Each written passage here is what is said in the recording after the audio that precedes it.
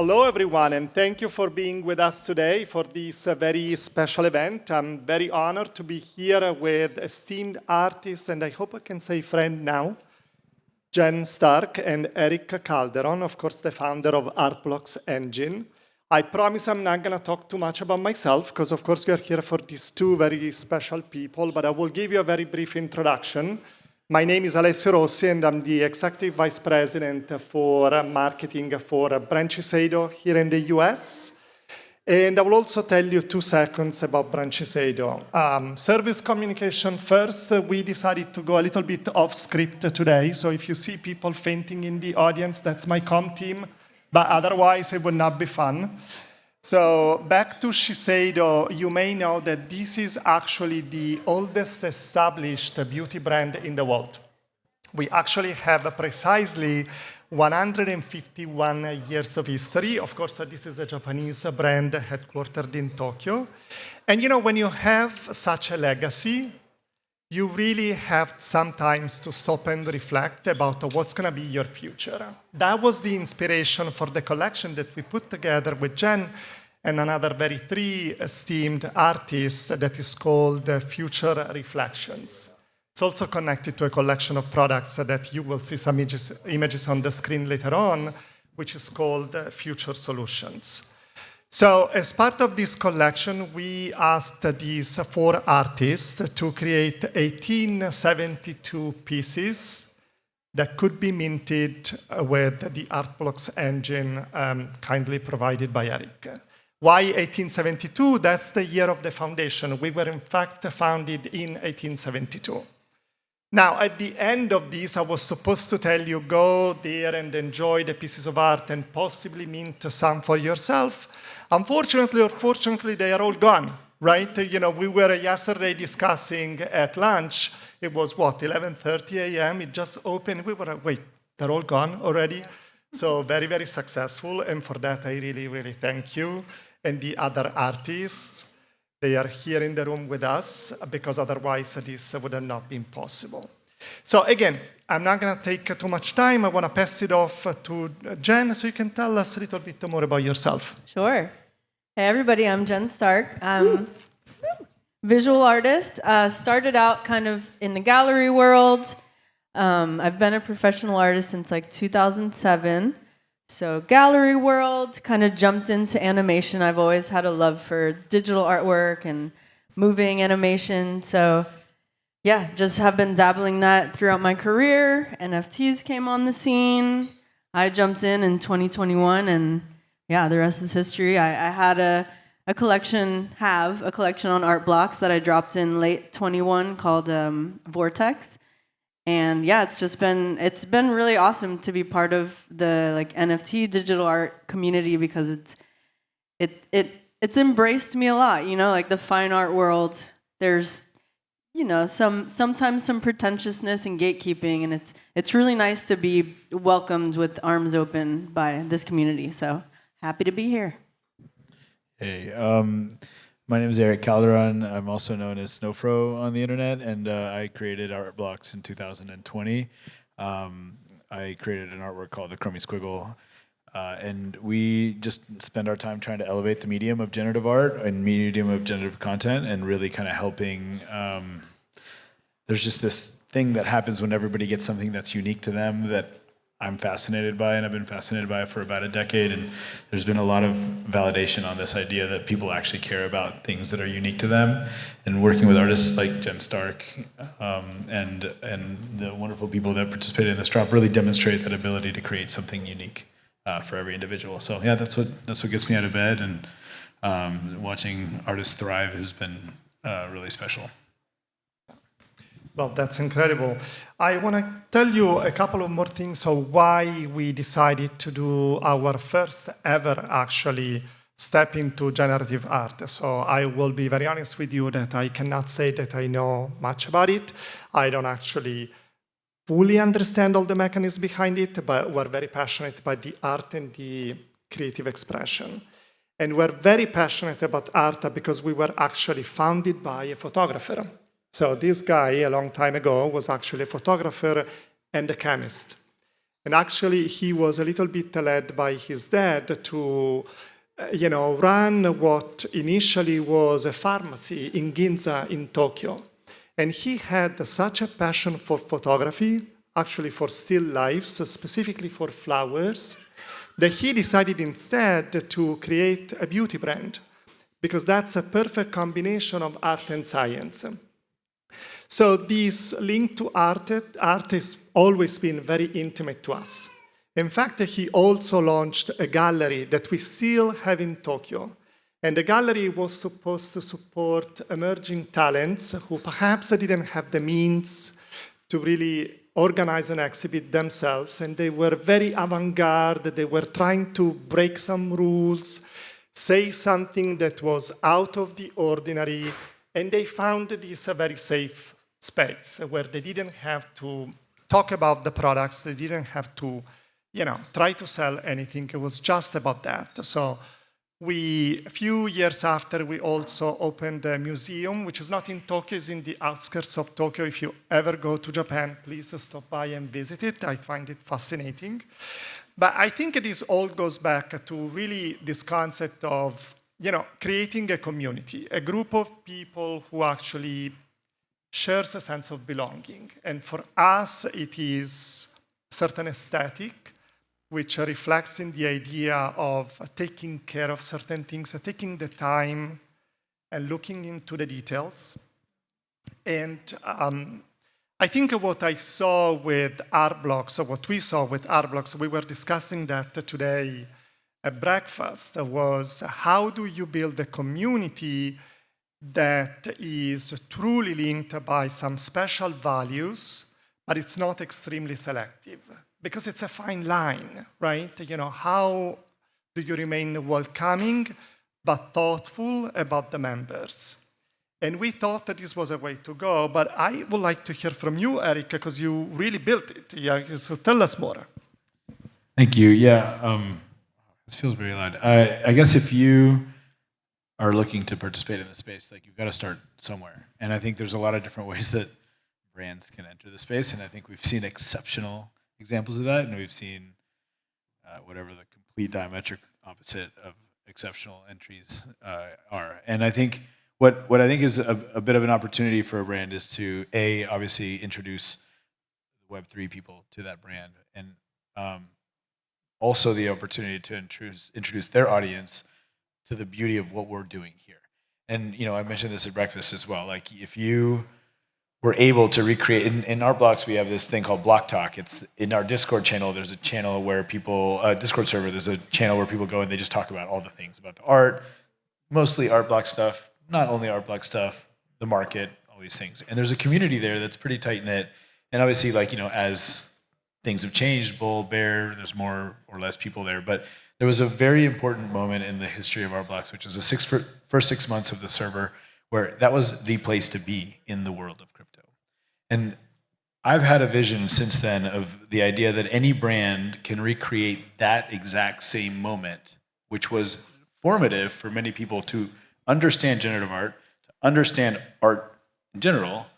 And I think any brand can create that for themselves. And I think that there's various different ways of doing that. But generative, by giving people something unique that they can talk about that belongs to them. The collectability of generative art, sometimes we call those features, sometimes we call them rarity. The ability for people to share things they're excited about is something that Web3 truly empowers, can't really function without all the beautiful stuff that Web3 facilitates. I think you guys are on track. You now have 1,872, is that how many it was? 1872, yeah. 1872 NFTs out there, and hundreds of wallets that own them. And this is a starting point to starting a community, which is how it's got to start. It's got to start somewhere. And I think there's just pretty big opportunities for brands to really understand what the next generation of people, how they like to engage. I wasn't into Discord until I had to join it because of CryptoPunks. I wasn't into Zoom until COVID made us all get on Zoom calls. Now I take selfie videos and send them to my children. It's the most awkward thing. I'm 42. But people in their 20s and 30s, it's totally natural to get on a FaceTime call, and that's how they communicate with each other. Nobody just calls each other; they just FaceTime. It's just different generational things. And similarly, that's how communication happens within Web3. And being able to create a safe place for a brand to add value, I think is really important. And I think it's an opportunity that you guys have started on a really good footing. And I think there's an opportunity for the future for y'all to continue that. So one major point for us, which is not easy when you live in a corporate world, was to provide complete freedom of expression, literally a platform. So, Jen, do you feel we achieved on that objective? 100%, yeah. When Shiseido approached me, I knew they were a legendary brand. I knew I wanted to be involved, and yeah, you all gave us like total artistic freedom, which was awesome. And yeah, it's just really awesome that Shiseido is embracing this world, because I think it's really beautiful and it's connected all of us. So we also had a lot of fun, so this was actually one of the most engaging. I wish, the typical day in the office is like this, but it's actually quite different. And, there is a temptation to control everything. And I believe in this new space, actually, it's the opposite that can make us successful. It's the openness, the ability to take a risk, show some vulnerability, and really see how people like you and Anna and Kaoru and Robert, the 4 artists who made this collection, actually can provide a different lens on the world. I think we are learning as a company so much more than we can from the traditional insights. So I want to talk also about the other artists who actually made this collection. They're all equally important to us. Of course, here we have in the panel Jen, but we also have in the room Anna, Jan, and we were particularly fascinated by your work, Anna, this intersection of being very abstract and very much code-based, but also your ability to extract beauty from data visualization. I hope I'm saying something correct. You actually started from there. This perfection and beauty that comes from data, right? Almost an elegance that emerges from the fact that there is a truth that leads to beauty. We thought that was particularly fascinating. So thank you again for what you have done with us. Amazing contribution to this collection. Kaoru Tanaka is actually a resident of Osaka in Japan, and we're so honored to have you here, Kaoru. Of course, we were so much inspired by your work. This concept of reflecting a very serene, very tranquil beauty, which is very typical of Japan. This idea of eliminating everything that is not necessary and stripping down your piece of art to what is fundamental beauty. And still having so many variations, each of them unique and equally engaging. We were mesmerized by your work. So thank you. And we don't have here in the audience Robert Hodgin. He's based in Brooklyn. He cannot be here with us today. Actually, Robert's mom is also from Japan, so there was sort of an inspiration to that. And what we loved about Robert is this inspiration by major natural phenomena that can create patterns that he replicates almost infinitely in his pieces of work. And again, it links us so much to what we do. In our formulations, we always have very refined Japanese botanicals that are normally grown and harvested in Japan, that are combined with very potent artificial active ingredients. That's our formulation philosophy. So we thought all of this was really a very interesting journey. But again, this is the first time for us that we forge a synergy between artists in the Web3 space and our brand. So we think this is the beginning of something. We totally believe in that. It will change a lot. One of the reasons why we wanted to talk to Erick is that you launched that. You created a space for them to grow and thrive. What do you think is happening in this community? What do you think we're going to see next? Well, the future is very uncertain, as it will remain for a long time. But there's a couple different things. For me, the idea that we can make the generative artist or the generative creator a highly in-demand individual in the world as a result of potentially individuals being interested in owning something that's unique to them, and the generative creator being able to unlock that for people. I think there's something really powerful there. And I think that there's an opportunity as this, group of, initially I was following, let's say 100 generative artists, and I built art blocks for them. And now there's thousands of them. And this has only been 3 years. And I think there's an explosion of interest in the art form, the distribution mechanism, which I think is really powerful. The idea that the artwork doesn't exist until the moment that it's created. There's a lot of different layers here in how the generative medium can just have open new dialogue within the world. So to me, that future is just a future where generally we will be perfectly fine with generic clothing that all looks the same, but we're also going to have a certain group of individuals that are going to want something that's special to them, individualized, and the generative creator will be the person that's going to facilitate that for brands. So seeing brands interact with my favorite artists and get to work with them and see these things come to life is really special because it's a validation of what that future could look like. And I don't know what the future holds, but I'm excited about it. And the idea that there's a brand that's excited about it, to me, is extra exciting too, right? I mean, there's a lot of ways that you can start engaging with Web3. There's a lot of ways that you could come in and try to sell a bunch of stuff to a bunch of people. Your mint was free. I can't express enough how different that feels than a lot of the way that people enter this ecosystem.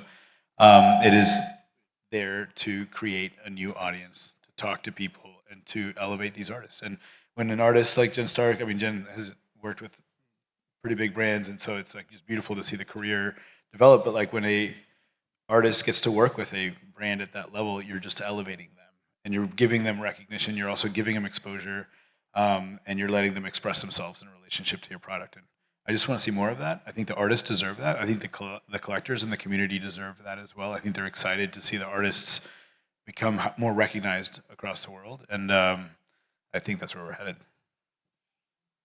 Well, listen, the decision also of allowing collectors to mint for free these pieces was very much discussed internally. We strongly believe that was the right thing to do.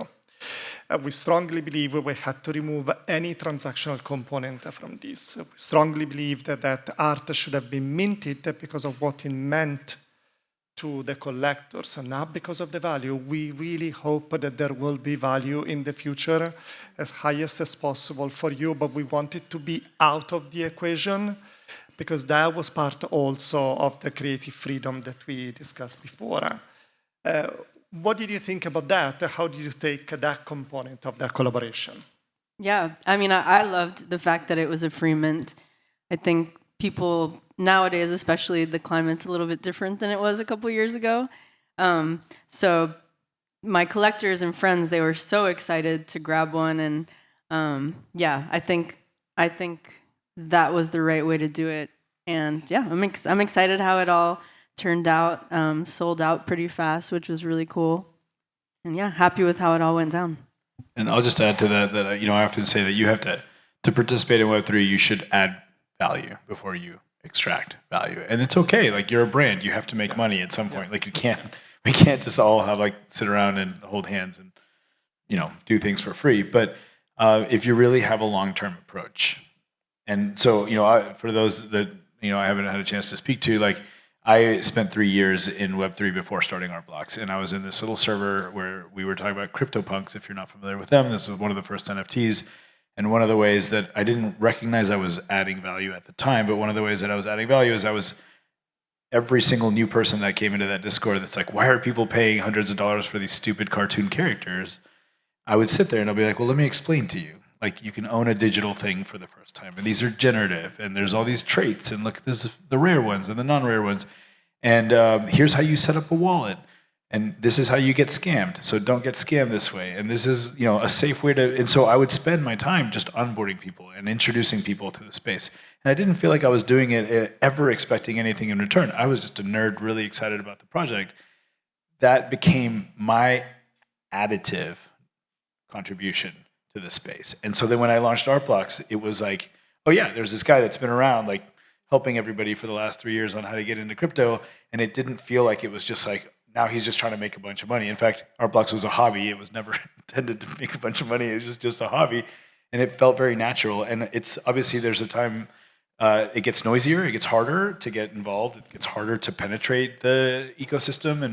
And so brands have to work harder to do that. But being additive, giving people a Jen Stark piece, all these wonderful artist piece for $0 is the way to get started. And then over time, there's probably, I would assume, plenty of opportunity for there to be a way to get, I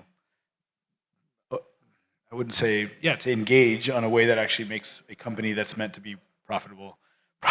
But we're all experimenting together. We don't know what the future holds. And this is very disarming for a lot of the OG people in the space. Yes, and we cannot agree more with the concept of, being long-term. These are things that are meaningful if you continue to experiment. Clearly, our, commitment to art has been long-term. It's been lasting for the last 151 years. We actually did another collaboration in a completely different space with an Emmy-nominated photographer, Enzo Baracco, who shot a few pictures of endangered species at the Galapagos. So this was about sustainability, and we had this exhibit at the office, and again, it was our point about, hey, sustainability is a journey, is another long-term commitment, and there are so many points of view that you can bring to the conversation.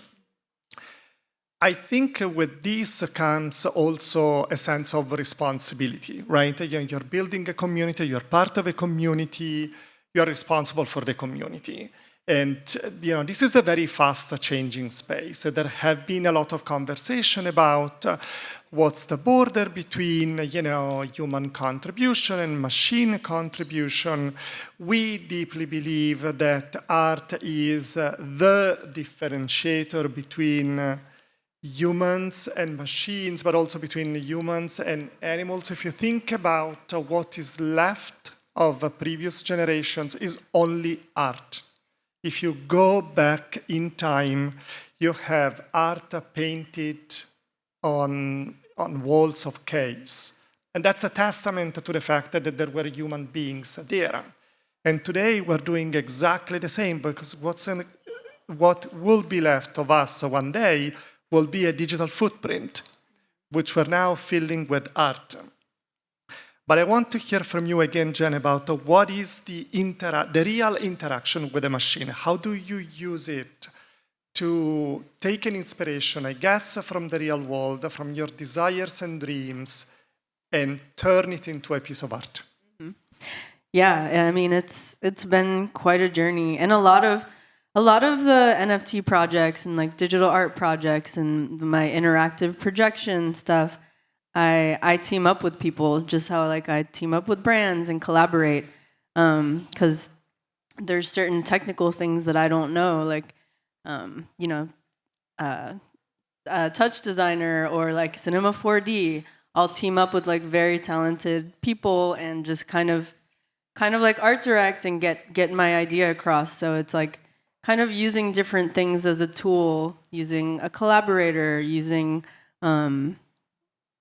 tech. So yeah, and also AI. Like some people are really scared of it, but I think it's just another tool, just another medium that artists can use to create, to get to like make their dreams come to life. Well, some of that is inevitable, right? We have an industry that is hinging on that. We have now utility everywhere. We're using it even when we don't know. But again, it's the central role that human beings play that, comes with that, sort of responsibility I was saying before, making sure that we remain authentic. I think this is what I'm trying to say. So this edition of Gateway is inspired by blooming, very much like your collection. Is this in a my coincidence? whole outfit. Yes, you're very much into this floral theme for sure. Can you tell us more about that? Why did you pick that? Yeah, so the collection I made for the Shiseido drop is called Fractal Bloom, and a lot of my artwork is based off of designs in nature, like mathematical equations such as golden ratio, Fibonacci sequence. So, yep, it's anything psychedelic on the screen. That's mine. So it's also based off the psychedelic world and a little bit of the spiritual world. So the artwork that I created for this called Fractal Bloom, it's inspired by the mathematical equations of how like plants grow and flowers grow.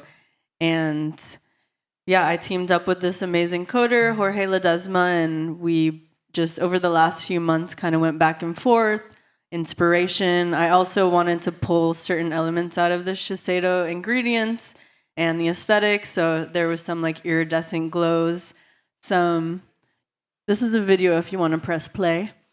So some iridescent sheens, some of it kind of looks glassy and just frosty. I tried to make the whole collection kind of like a green glow because that's sort of like part of the Shiseido brand, and yeah, just pulling certain elements out of it.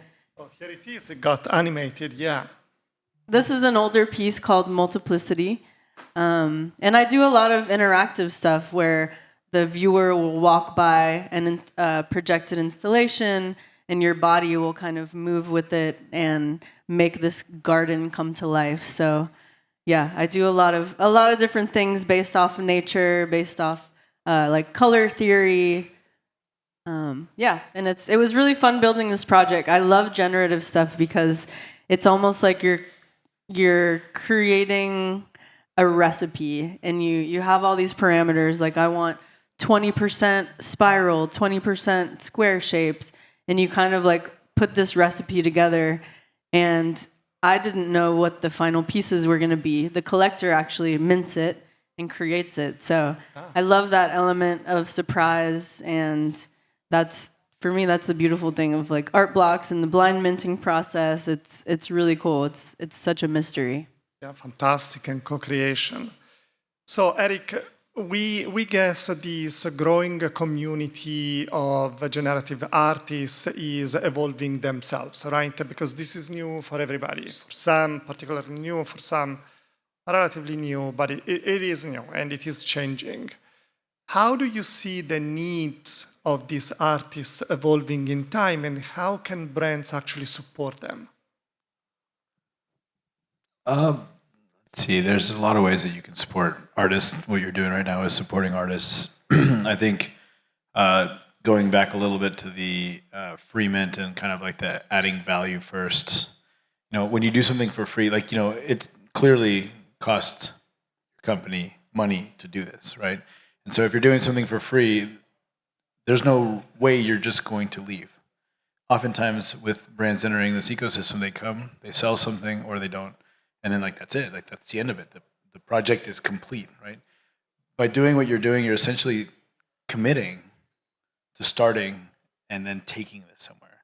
And so the way that you elevate the artists, I mean, I picture that now you have content of beautiful generative pieces that are all unique that you can weave in and out of like your process and tell the story of how the artists got to this point and what they do and why it's important and why it's special and why it's unique for individuals to understand all these different things. And that way the brand can kind of continue to push forward and elevate and continue to participate.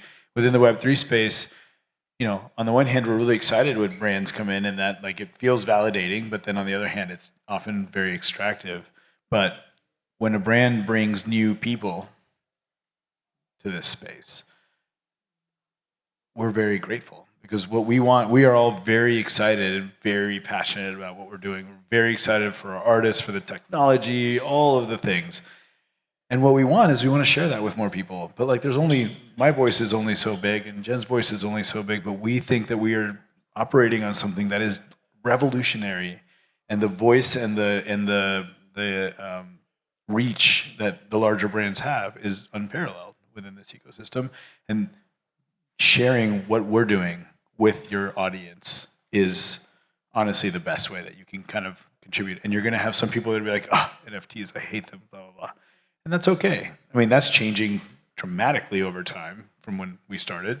But then you're also going to introduce people to this new, interactive, 24/7, decentralized, like beautiful thing that we have within the NFT ecosystem or the generative art ecosystem. And some people are going to find a lot of reward in that. And they'll be grateful for you as being the on-ramp. So I think there's a lot of different ways that you can continue to elevate the medium, the art, the technology, the vibe. And, you know, many people in the community would be very happy to help, you know, guide that and answer questions, because we're very excited. We talk about our favorite subject anytime that we're talking about NFTs, and obviously usually people are rolling their eyes because it's like, all right, man, I've heard you talk about this like 25 times, like that's enough. But I mean, it's our favorite subject, and we can help, and we're excited to help, and we can do it in a way that doesn't feel extractive. And like I said, you guys are doing a phenomenal job, so thank you.